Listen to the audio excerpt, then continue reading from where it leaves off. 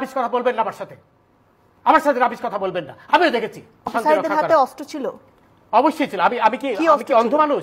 তার হাতে লাঠি সোটা ছিল, আমি নিজে দেখেছি। লাঠি দিয়ে সে মেরে আপনি শুনেন, আপনি তো একা দেখেননি নাকি, আরো অনেকেই দেখেছে। সেটাই বলছি। আমি জানি না আমার এই ভিডিওটা কতজনের কাছে যাবে, প্লিজ আপনারা সবাই কমেন্টে বলবেন ওনার হাতে কোন বন্দুক ছিল, কোন অস্ত্র ছিল। উনি যে বলতেছে যে ওনার হাতে অস্ত্র ছিল, এই বুকাচোদা কই থেকে আসছে এটা? আমিও দেখেছি, আমি দেখেছি যে আপনার কথা শুনে মনে হচ্ছে না আপনি দেখেছেন। ডোন্ট প্লিজ এই ধরনের রাবিশ কথা বলবেন না আমার সাথে রাবিশ কথা বলবেন না। আমিও দেখেছি। উত্তেজিত হবে আপনি আমাকে উত্তেজিত করছেন। আপনি তো তাদেরই পক্ষের লোক বলে মনে হচ্ছে। আমি অবশ্যই আপনি তাদের পক্ষে কথা বলেন। শোনেন, এই যে সবুজ মিয়া মারা গেল ছাত্রলীগের, তাকে কে মারলো? সেটা তদন্ত হবে না, তদন্ত হবে তো, ওইটা সাইদেরও তো তদন্ত হবে, সবই তো তদন্ত হবে। দেখা যাচ্ছে, আমি তো দেখেছি।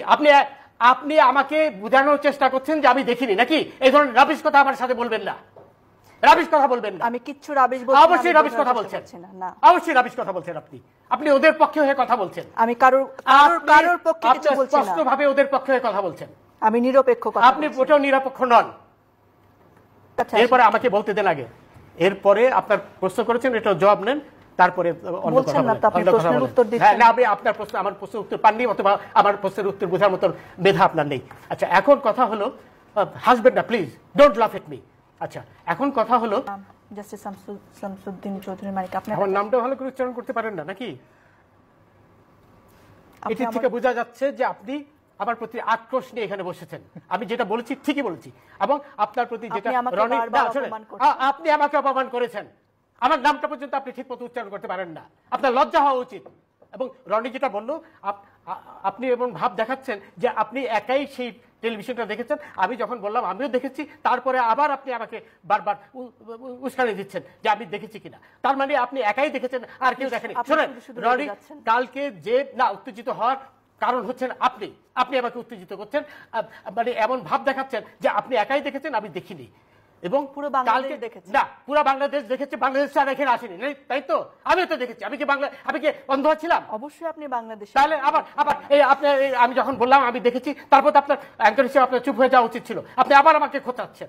শোনেন, এইখানে আমাকে বলতে দেন প্লিজ লেট মি স্পিক। আমাকে বলতে দেন। আপনি কালকে চিটাগাঙে 12 জনকে ছাদের থেকে ফেলে দিয়েছে এই শিবিরের লোকরা, সেটা আপনার কোনো খবরে আসেনি, আপনি সেই কথাটা তুললেন না। আপনি সেই একজনের কথা যারা প্রাণ দিয়েছে আপনি কি বলেছেন এই কথা যে কালকে 12 জনকে ছাদের থেকে ফেলে দিয়েছে শিবিররা? আপনি সেটা বলেননি তো, বলবেন না। আপনি তো আমাকে কিছু বলার সুযোগই দেন না। আপনি তো শুরুই করেছেন এইভাবে যে আপনি পরিষ্কারভাবে প্রমাণ করেছেন আপনি তাদেরই লোক। আমি আবার রিপিট করছি, I have no hesitation in saying that. কারণ এটা আপনি বলেন কালকে নারী হিসেবে যে মিনিমাম সম্মান দেওয়া দরকার সেটাও আপনি আমাকে সম্মান দিয়েছেন। কোনো প্রকার অসম্মান করিনি। আপনি আবার নারীর কোটা চান না, আবার এখানে নারীর সম্মান চাচ্ছেন। আপনি কোটার সম্মান লিসেন টু মি।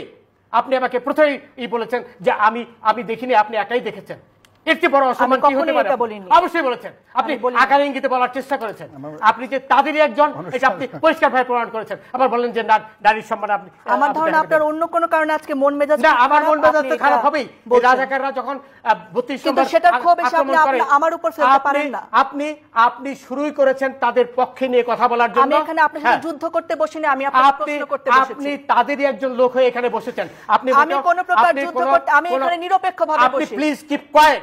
আপনি এখানে অ্যাঙ্কার হিসেবে যে নিরাপত্তার দায়িত্ব সেটা আপনি পালন করেননি বলেই আমি উত্তেজিত হয়েছি। আবার নারীর কথা বলছেন আপনি শুরুর থেকেই। এখন এই যে 12 জনকে আপনার ছাদে থেকে ফেলে দিল, এই কথাটা তো বলেননি। এই কথা দিয়ে আপনার শুরু করা উচিত ছিল। সেই 12 জন হাসপাতালে করছে, সেটা দিয়ে আপনার শুরু করা উচিত ছিল কথা। এখন